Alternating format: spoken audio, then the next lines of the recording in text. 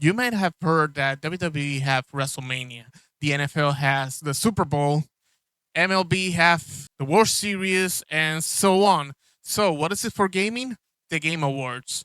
While the Game Awards by Jeff Keighley is not exactly the only truly game award show within the year, I think that he has become one of the most popular show where not only greatest games get recognized, we also got the world premieres or many trailers of most expected games, new announcement, or updates for games that were already announced but haven't been released yet. So, in this opportunity, I would like to share how this voting goes on with the internet and with some important facts about the event and how the public can participate in this event, not just going to the Peacock Theater in Los Angeles this December 11th. So, welcome to another episode and a special edition of Continue News and Gaming. This is Jesus on Jesus Gaming. Let's get right into it. So, I think that before we hit the boat and just go, I think that we need to get some facts straight here regarding the event of the Game Awards. And before just going route to the bowl, let's go with the frequently asked questions. This will allow us to have some context about what are the expectations for the event, what are the progress or the process of voting, and actually how the public does participate. When is the Game Awards 2025? The Game Awards streamed live on Thursday, December 11, 2025 from the Peacock Theaters in Los Angeles. How can I watch the show? The Game Awards is available to stream for free across all major streaming services on Thursday, December 11, with the opening act starting at 7:30 p.m. Eastern Time, 4:30 Pacific Time. Check out how to watch section for more details. By the way, this is the first event. This is the actual 11th edition of the Game Awards, and this will be the first time in its history that it will be streamed alongside Amazon Prime Video. So those who really are not in the mood to just be on a computer or a tablet or telephone and just want to watch it directly via your television, there goes the newest partnership with the Game Awards and Amazon. Can I co-stream the show? Yes, we will work on and encourage co-streaming. Sign up here as an official co-streamer. Unfortunately, I had to. I think this is like the third year in a row that I need to forgo co-streaming the Game Awards. I'll try and do my best to do the accommodations and the due diligence to actually motivate myself to have a co-stream in next year's The Game Awards 2026. What can I expect at the show? The Game Awards will celebrate video games with awards, world premieres, musical performance, and more. Can I attend the Game Awards in person? A limited number of public tickets are sold to attend to the live show. Visit the Peacock Theater box office links for more details. Actually, I'm kind of curious. I'm recording this on Sundays, 23rd of November 2025. And here we are at the main page of the Peacock Theater in Los Angeles, California. Let's see the Game Awards. Here we go. Oh, the event hasn't sold out yet, but holy crap, look at these prices. Well, I know that economics varies within state and obviously the inflation and life costs. Maybe what sounds $627.50 might sounds big or low depending on the point of view, but we are still like a few weeks away, if I'm not mistaken, and 23rd of November versus December 11. I think that we are more or less 20 days away and the event hasn't sold out yet. So I don't think that this is something to be worried about. Maybe people are expecting quarter ends, their employers, some companies doing Christmas bonuses and everything. So I think that I don't think there's nothing to be worried about. Okay, I think this is the main part here is the award process. How are nominees selected? The nominees for most category of the Game Awards are chosen by an international jury of over 100 global media influencers outlet, selected for their history of critical video game evaluation. And yours truly is not part of it. Specialized juries also convene for another category, including esport, accessibility, and best adaptations. Each voting outlet completes a confidential, unranked ballot based on the collected and diverse opinion of the entire editorial staff, listing out its top 5 choices in each category. Ballots are tabulated, and the 5 games that appear on the most ballots are put forward as nominees. In the event of a tie, 6 or more nominees will be announced in a category. Why do you use this jury from select nominees? Given the sheer numbers of game release each year, as well as the extended time required to fully evaluate product, a voting system approach allows for the widest possible critical assessment. A ballot submitted to the Game Awards represent the collected opinion of the entire outlet. How are winners selected? Winners are selected by a blend of both between the jury 90% and the public fan voting 10%. Fans can vote for their favorite games on thegameawards.com. In China, fans can vote on the winners via Bilibili and other platforms.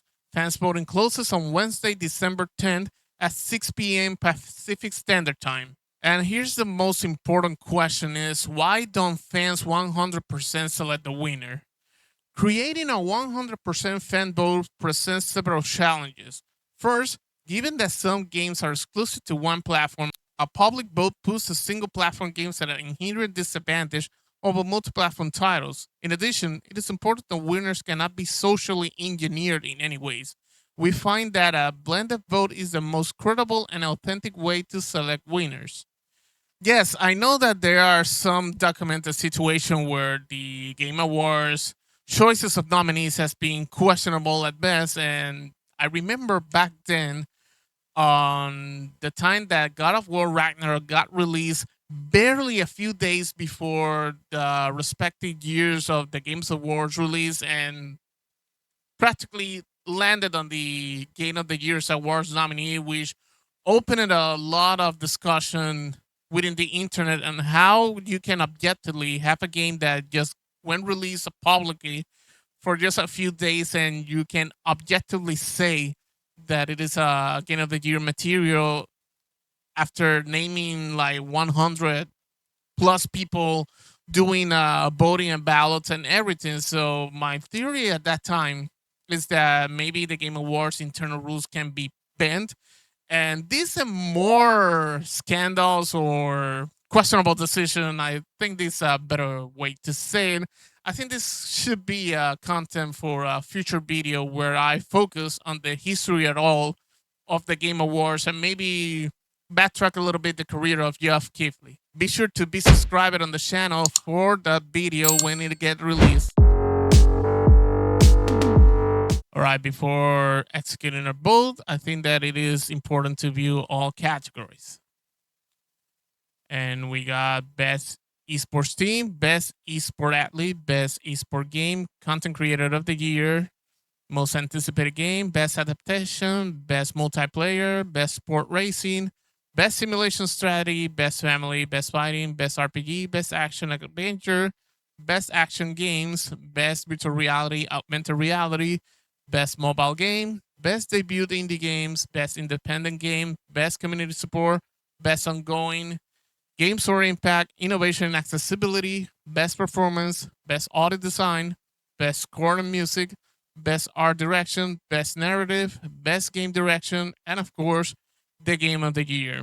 All right, I think it's important to know some good highlights about the expectations or the early expectations that were already set up during the announcement of the Games Award. And here's a shameless plugin. This is my news blog, gaming news blog, gcgg.xyz, where I already reported about the list of nominees for the Games Award 2025, but I wanted to highlight the highlights. So, Clair Obscure Expedition 32 lists of the packs with the highest number of nominations, cemented its status as one of the most years critical acclaimed titles. Its unique blends of narrative depth and artistic representation has resonated strongly with both critics and players.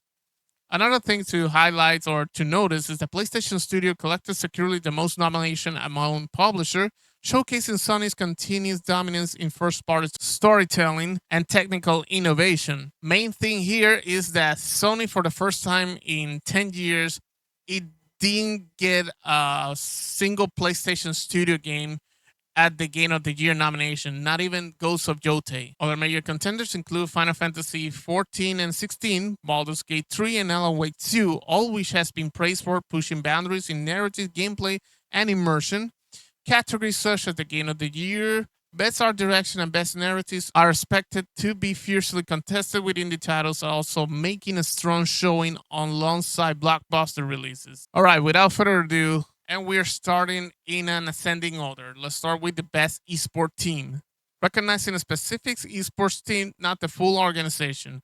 Judge the most outstanding for performance and conduct in 2025. And we got Genji, League of Legends, NRG, Valorant, Team Falcons, Dota 2, Team League of PH, Mobile Legends, Bang Bang, Team Vitality, Counter-Strike 2. I don't want to sound biased already in this kind of a situation, but I'm surprised that we haven't seen anything from Call of Duty or Halo Championship Series, which I will say that if it was up to me, I will go with Optic Gaming and Optic Texas respectively. I haven't following any of these kind of esports, most FGC or fighting gaming community. So in other years, I will let just random votes or just forego voting. But I think that this year I just want to have the last word in some of the categories. So I think that Counter Strike 2 being one of the most anticipated games from Valve in a while, I think that maybe that's kind of the first bias votes here. So let's go Team Vitality. All right, best esport athletes. The esport athletes judged by the most outstanding for performance and conduct in 2025, irrespective of the game. Brock Somhelders, Brock. Young Jin Hu, Shobi. Jason Susanto, Forsaken.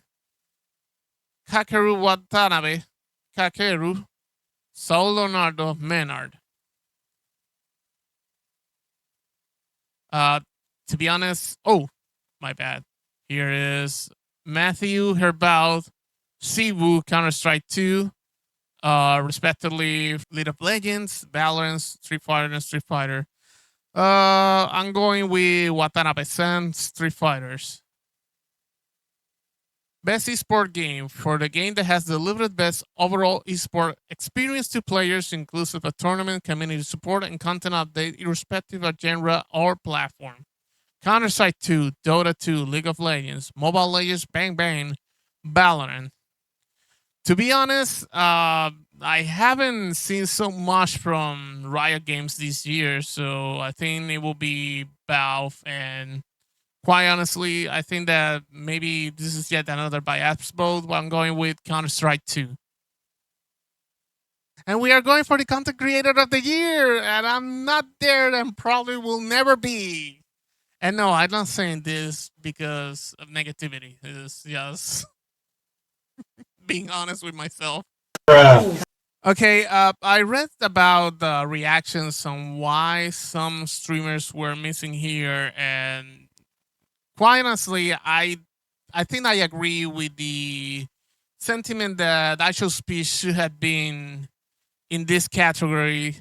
Not to taking anything away from K-Drill, Kaizenat, Moist Critical, Sakuramiko, and the Burnt Peanut.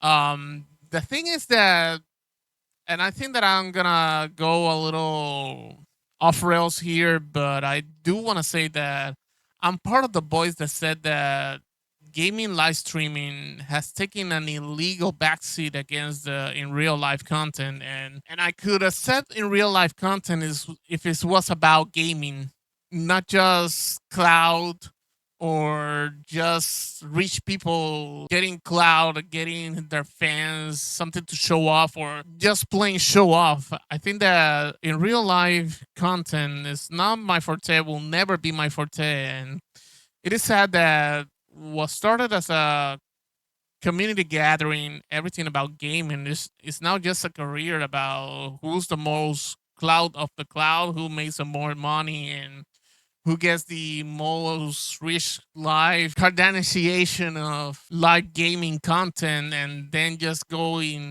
foregoing gaming at all. Now, returning here with the categories, I will go with Kaizenat.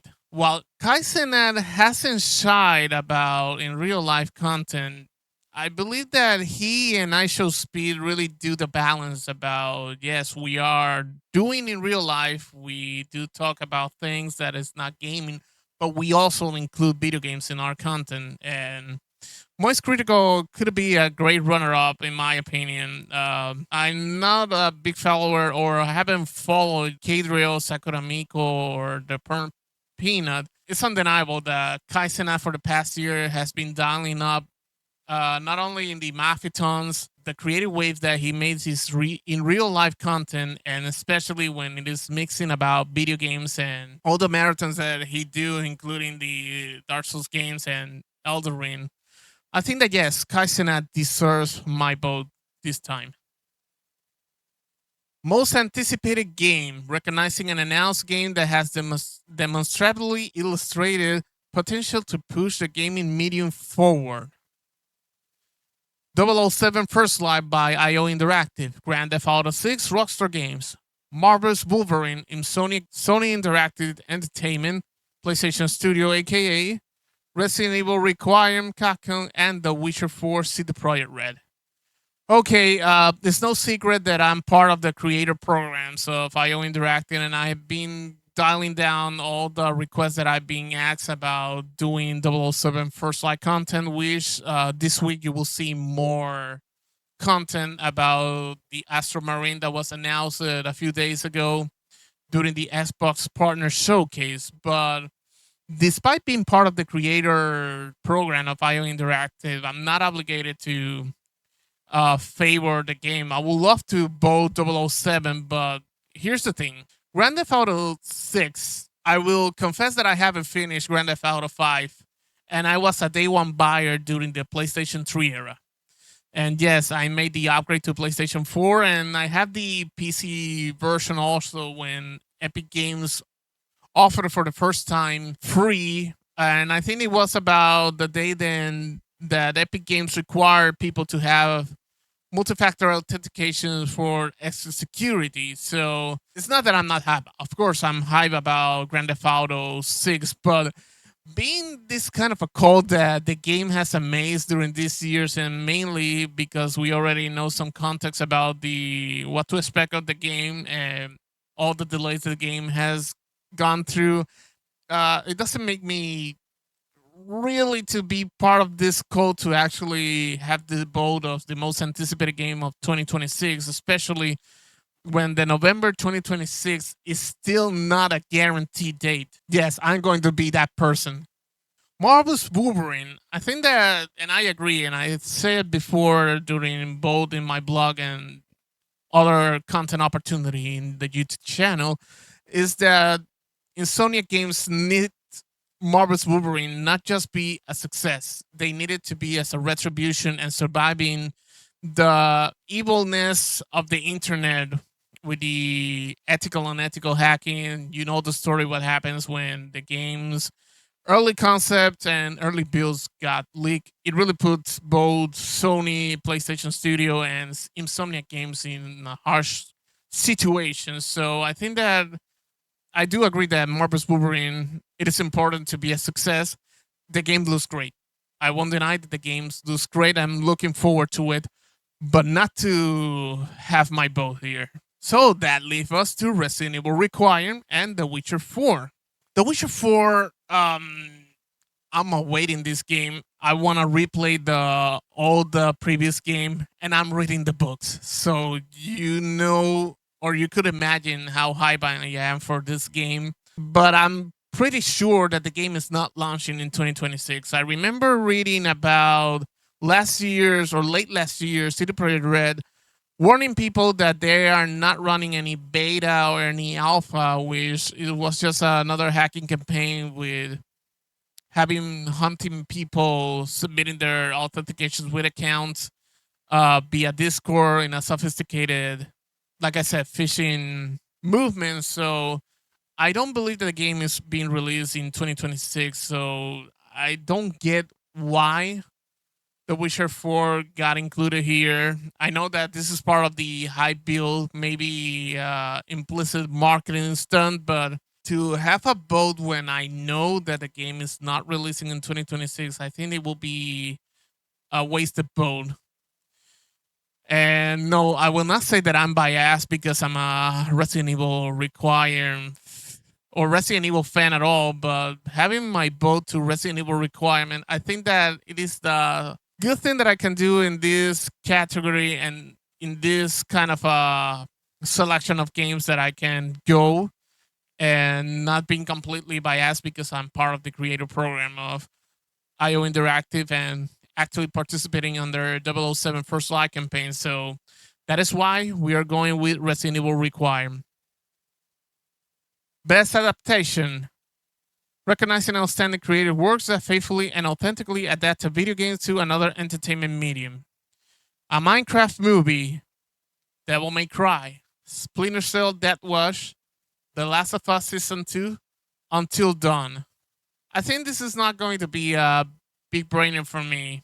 I'm a huge Splinter Cell fan, and I did watch the Minecraft movie. So I think that in maybe a mix of originality with maintaining and being faithful with the source, I will go with the Minecraft movie.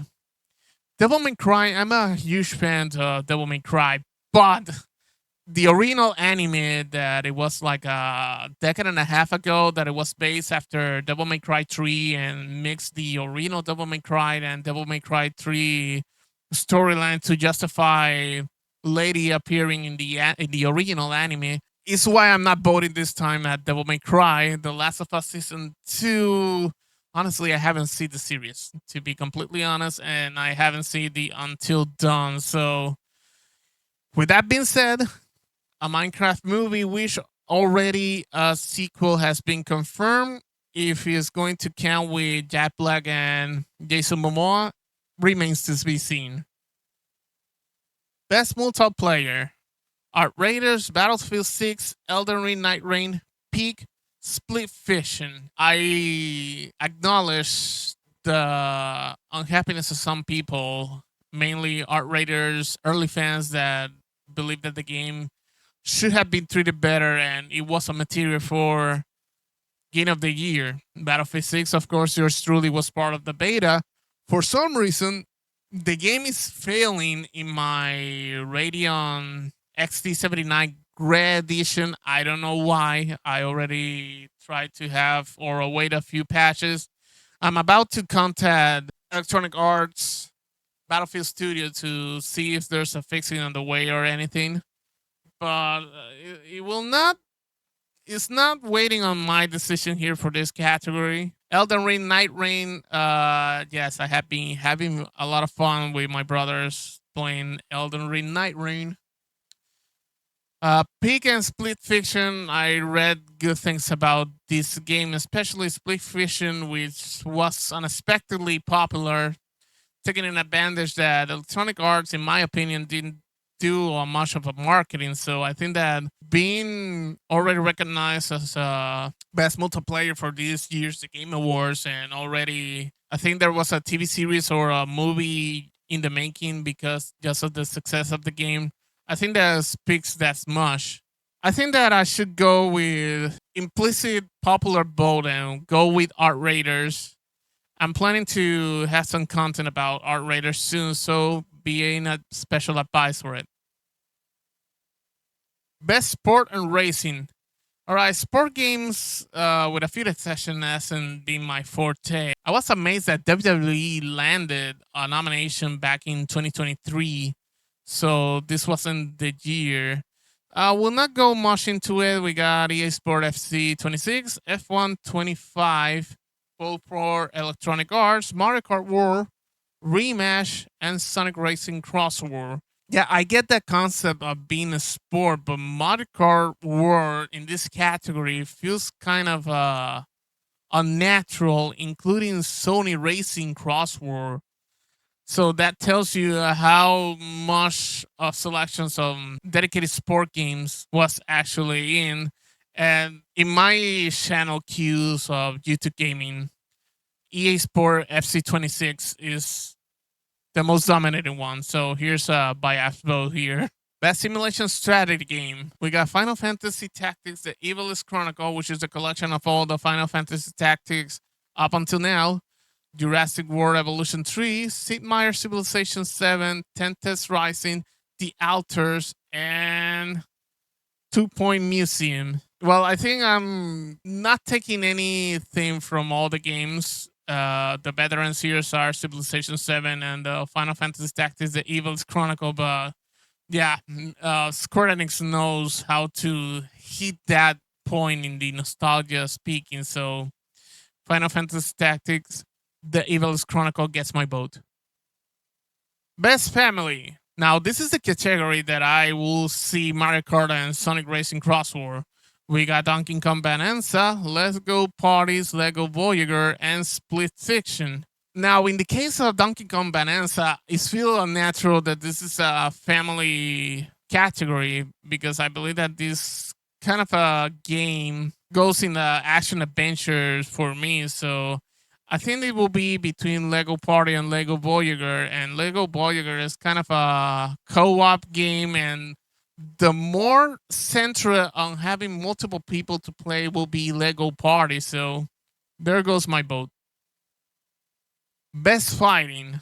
And where's the heck is Tekken 8? 2-time KO, 2x KO, or whatever Riot Game call it.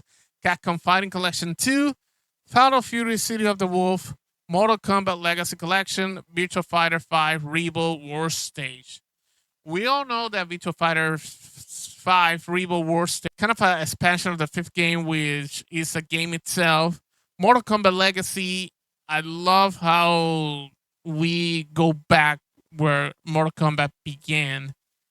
And I'm aware of all the issues, the technical issues. I'm still awaiting my physical copy, which should arrive within next month. Fatal Fury City of the Wolf. I'm glad it got a nomination here because I believe that SNK has been treated so poorly the Fatal Fury since like 15 years ago or almost 20 years ago when the King of Fighters took over the main SNK games and have Art of Fighting and Fatal Fury taking a illegal backseat. Of course, Capcom Fighting Collection 2, which have the collection of SNK or Capcom versus SNK games, and Riot Games debuted on the fighting community gaming with the 2-time KO or 2x KO. So if you ask me, I think that nailing 2x KO in your debut in the Games Award, I think that is speak a lot of itself. So I think that I should just give the opportunity to Riot Games this time. Everything else here in this category, they are just established franchise. So there you go. Best RPGs.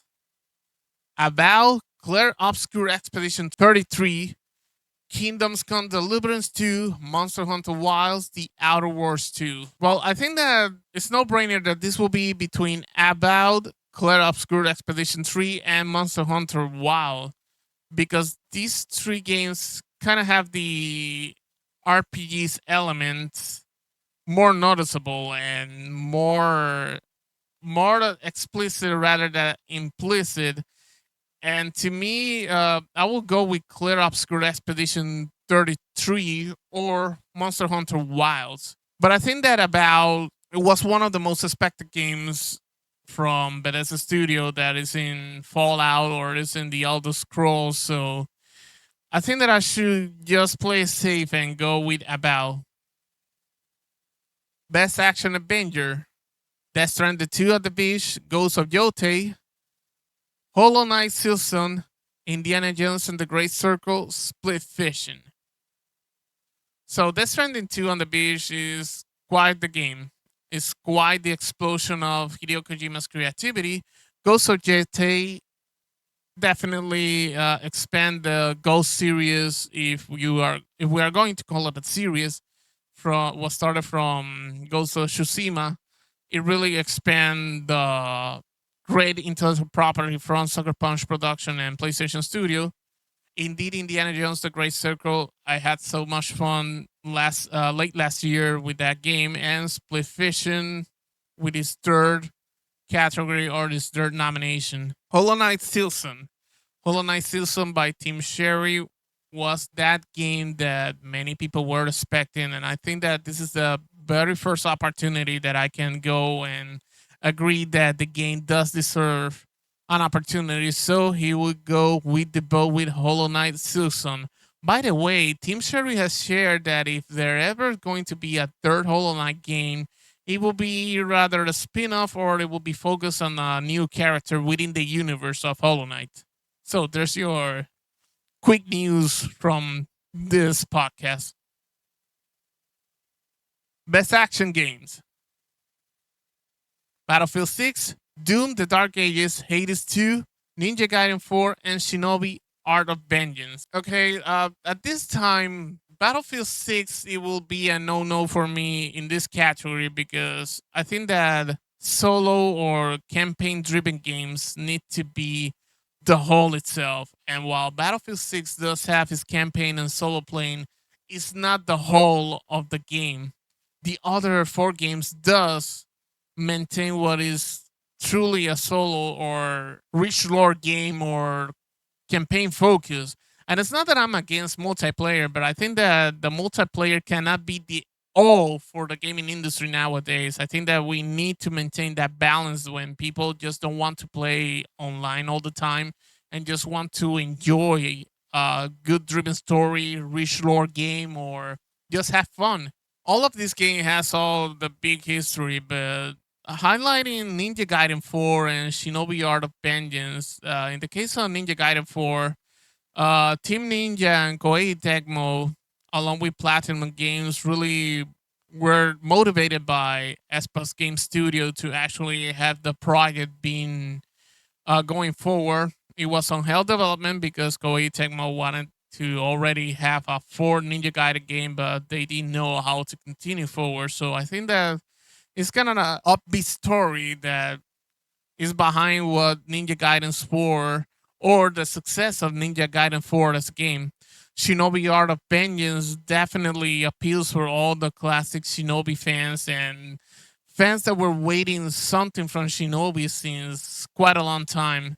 So this one is going to be difficult. This is going to be between Ninja Gaiden 4 and Shinobi Art of Vengeance, but I will go with Ninja Gaiden 4 because unfortunately Shinobi kind of landed in a niche, and it's not his fault that it's falling in a niche. It's just that these are different days from the 90s and early 2000s, and that is why I foresee that Ninja Gaiden, or I think that Ninja Gaiden will win this category. I think that this will be a quick bold best VR, AR, virtual reality, augmented reality. I'm not into virtual reality, so I'm going Deadpool, and that's it. Best mobile game: Destiny Rising, Persona 5, The Phantom X, Sonic Rumble, Umamusume, Pretty Derby, and Wuthering Waves. You know, as a Destiny fan, I'm already chose the game without just choosing while I was reading the title, so I will not put much into it. Let's go with Destiny Rising. And yes, I'm planning to do some content on Destiny Rising 2. Best debut indie games: Blueprints, Clair Obscur Expedition 33, Despelote, Dispatch. I heard that some people believe that Clay Obscur Expedition 33, and I believe that some of the development team didn't get why having this category, while it did apply to because it is a debut game. I think that this could have served the opportunity to more of a indie game that really need big engagement, and I think that Dispatch is kind of surprising here.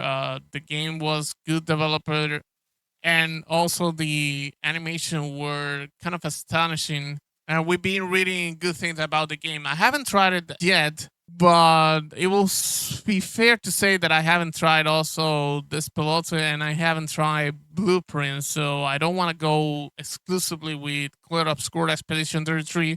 So this time I'm going with Dispatch with the information that I got available. I'll be trying to get a hold of the game soon. Best independent game: Absolum, Ball Cross Speed, Blueprints, Clair Obscur Expedition 33, Hades 2, Hollow Knight Silson. Boy, this one is kind of difficult, huh? So many good games, and like I was saying in the previous category, this is a proper one. So you know what? I'm going with Hollow Knight Silson. I think that many people, I say we gamers, we awaited so much, and gamers awaited so much with Hollow Knight Silson just to not to have or taken advantage of the opportunity. So here's my contribution. Best community support: Baldur's Gate 3, Final Fantasy 14, Fortnite, Helldivers 2, No Man's Sky. I'm surprised that Bungie is not this time here in this category with Destiny 2. I understand why. Things are not feasible with Destiny 2 these days. No Man's Sky is not a surprise that it's here. I think that Hello Games learned from the lessons learned on year one of the game, and it has been a constant thing seeing them year by year or year after year being nominated with the best ongoing games. Helldivers 2, Arrowhead Game Studios really did a great and awesome job on maintaining the game. Epic Games, of course, their baby. Fortnite is their baby. If they land in these categories, that they are doing the big job. And a confession: I'm not a fan of Fortnite. I believe that people saying that Fortnite is the definition of video game, I think that it is something that it should not be said. But it is what it is. Epic Games, Fortnite is their baby. Final Fantasy 14, Square Enix, the game is 10-year plus, and Square Enix really got the game as their baby, along with Final Fantasy 11, which surprised me that Final Fantasy 11, to my best memory, I should check about it. What is the traction of or the current status of Final Fantasy 11? I think the last thing I read and what people told me is that the game is still being maintained by its core niche fans. So that's something I should look up. And of course, Larian Studio with Baldur's Gate 3 with yet another nomination. I think this is the second years in a row that they got a nomination, and this time with the ongoing game. So uh despite Larian Studio already confirmed that they're moving to the next big thing, and it's not a new Baldur's Gate game, it is great to see that they haven't misunderstood the importance of maintaining that game. So, who's it gonna be? Taking in context that most of them are recurring nominees, and this is the first time we see Helldivers 2, or I don't recall last year. I think that last year this wasn't in this ongoing game. I think that I'm going with Helldivers 2. Probably we might be seeing next year, but between all these games, I believe that Helldivers 2 is the least with opportunities on getting a new nominations in the Game Awards 2026. Of course, it is good if I'm wrong. Best ongoing. Practically, this is the kind of same thing. And my mistake, my last voting was about the best support game, and I think that I kind of train wreck with saying that it was ongoing. So this is the real ongoing. And Marvel's Rival, of course, this is the newest game in the show. So I have not much to say about this kind of NetEase games. Marvel responding to what could have been the best or the good thing about Overwatch. So, and I haven't tried the game. So yeah, I'm that small percentage of gamers that I haven't tried the game out. So it won't be fair to just judge the game by this popularity like I did in other categories. So best ongoing, I think the Hello Games with No Man's Sky, as I said earlier, this time they deserve my vote here. Game for impact. For those who doesn't understand, this category is for a thought-provoking game with pro-social meaning or message. Consume Me, Despelote, Lost Record, Bloom and Rage, Side of Midnight, Wonderstop.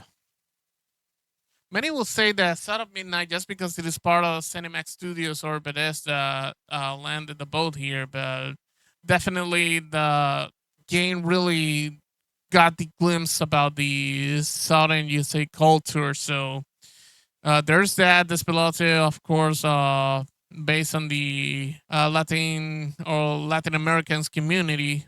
I haven't heard about the other three games: Consumi, Lost Record, Bloom and Rage, and Wonder Stuff. So I think that will go with Despelote.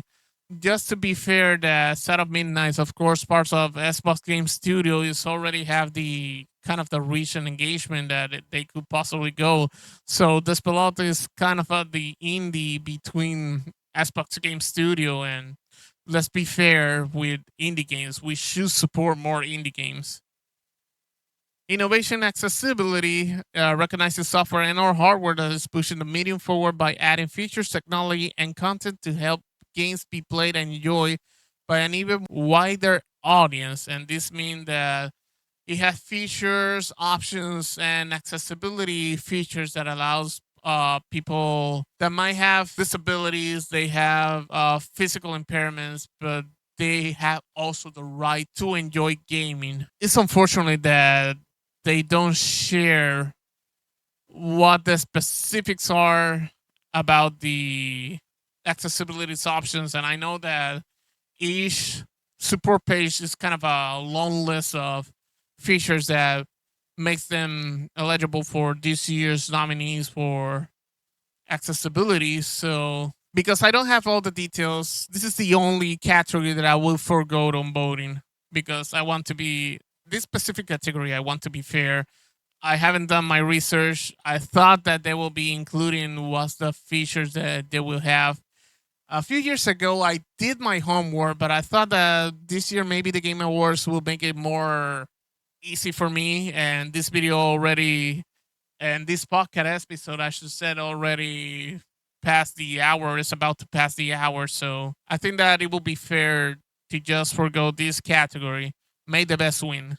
Best performance: Ben Starr, Career Obscure Expedition 33, Charlie Cox, Claire Obscure Expedition 33, Erika Ishii, Ghost of Yote, Jennifer English, Claire Obscure Expedition 33, Konatsu Kato, Silent Hill F, Troy Baker, Indiana Jones, and The Great Circle.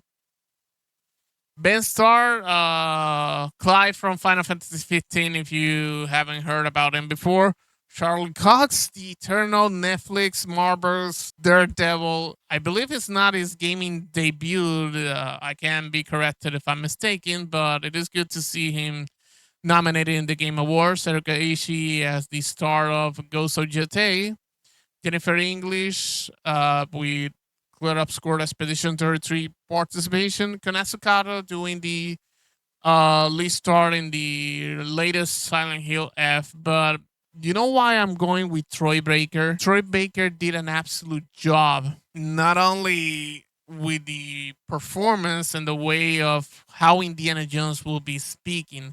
You could literally believe that it was Harrison Ford recording the voiceover of Indiana Jones and not just Troy Baker emulating his voice. So that's one of the things that really impressed me about the game at all.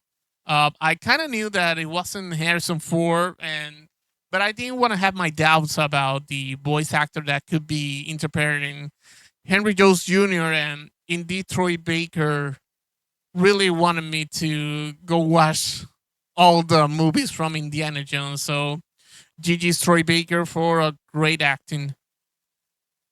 Best audio design: Battlefield 6, Clear Obscure Expedition 33, Death Stranding 2 on the Beach, Ghost of Yote, Silent Hill F.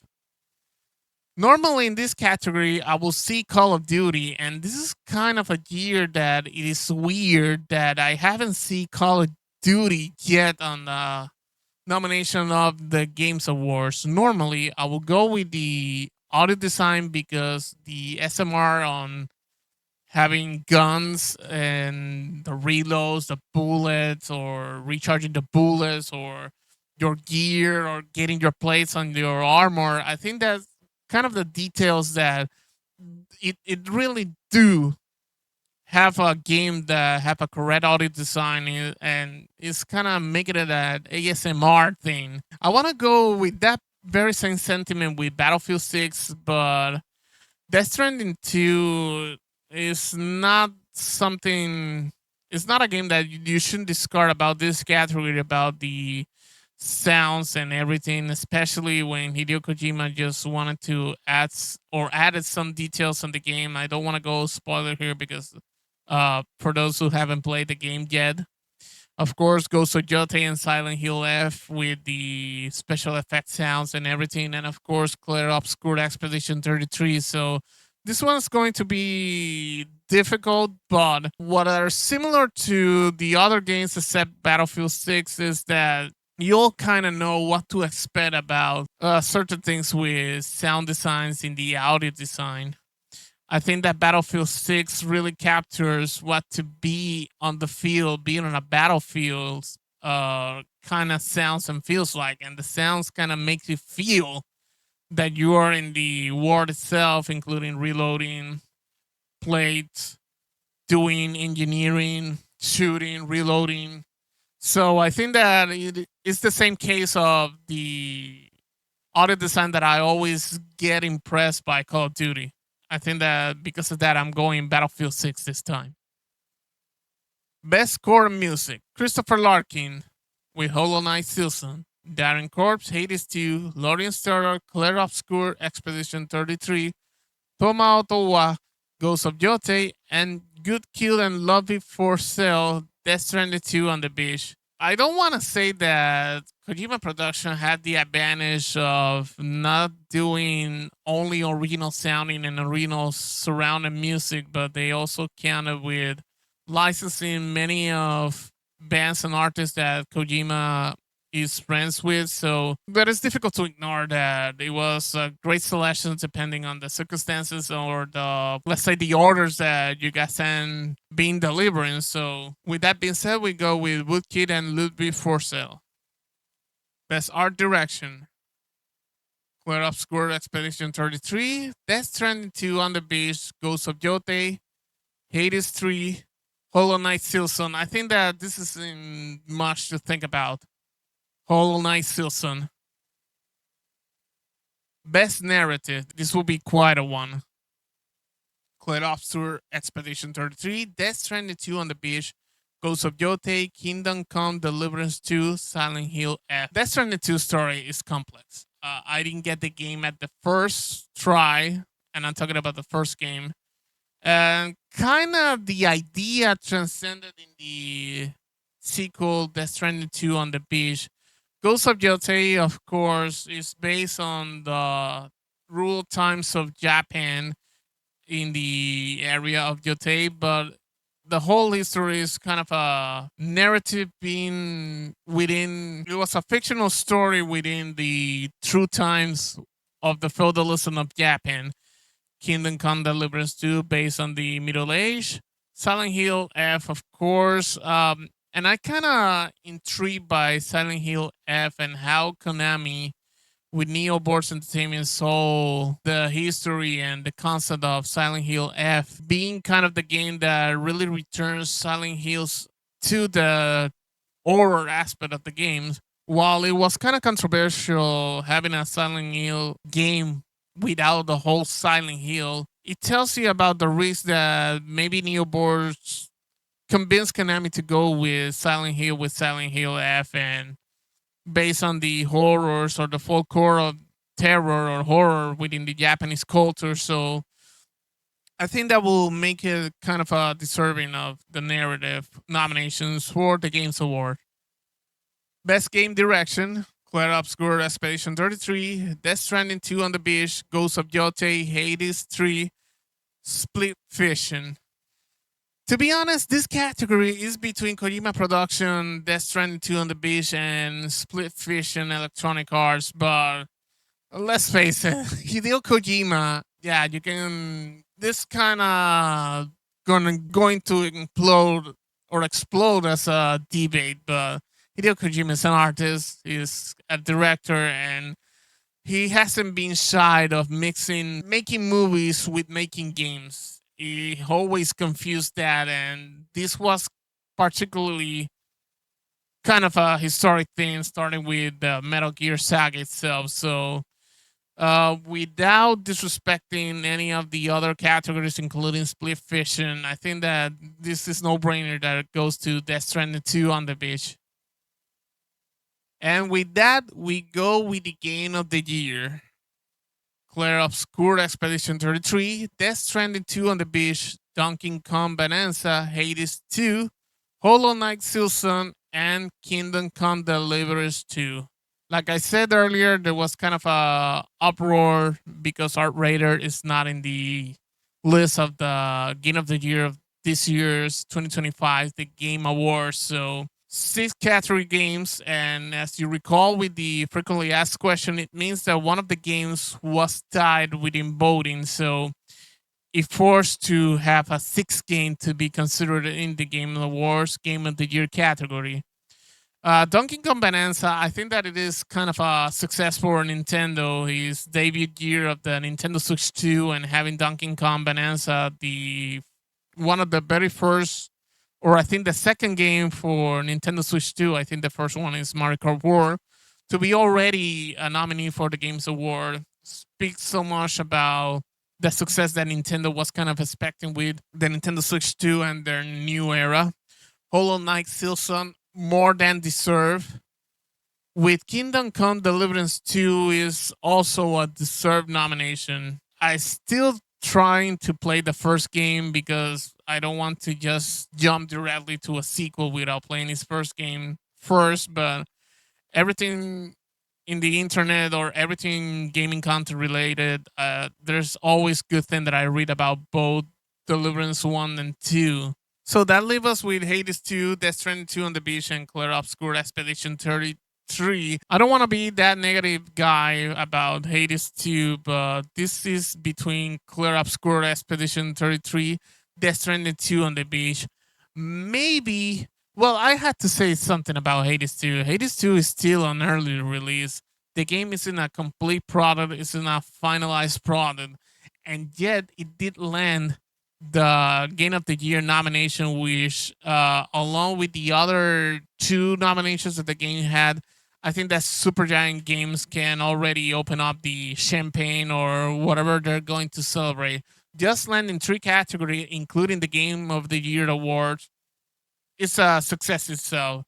But there had to be a both here, and I think that I'm going with Clair Obscur Expedition 33. In my perspective, RPG games has been kind of a losing step with this kind of a mixing concept like RPG FPS, RPG adventures, RPG and action adventure. And I think that Square Enix kind of be the first or the few companies that actually went with the scene on actually not counting turn-based RPG like it is supposed to be. So Clair Obscur Expedition 33 is kind of a refreshment and reintroduction for gamers, a new generation of gamers, that this how it was played before in the concept of role-playing games.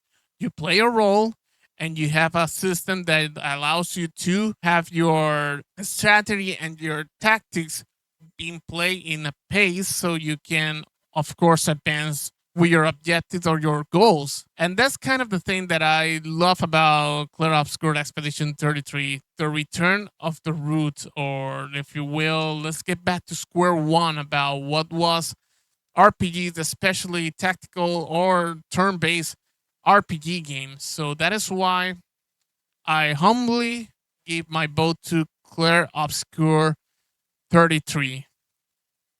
And there goes my final voting. And of course, I invite you let me know in the comments what you thought about my way of voting. Do you agree, or what could have been a better selection in your opinion? Please let me know in the comment.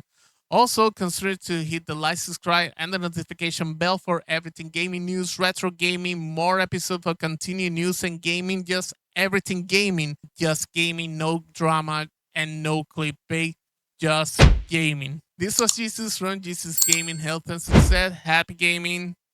Happy holidays.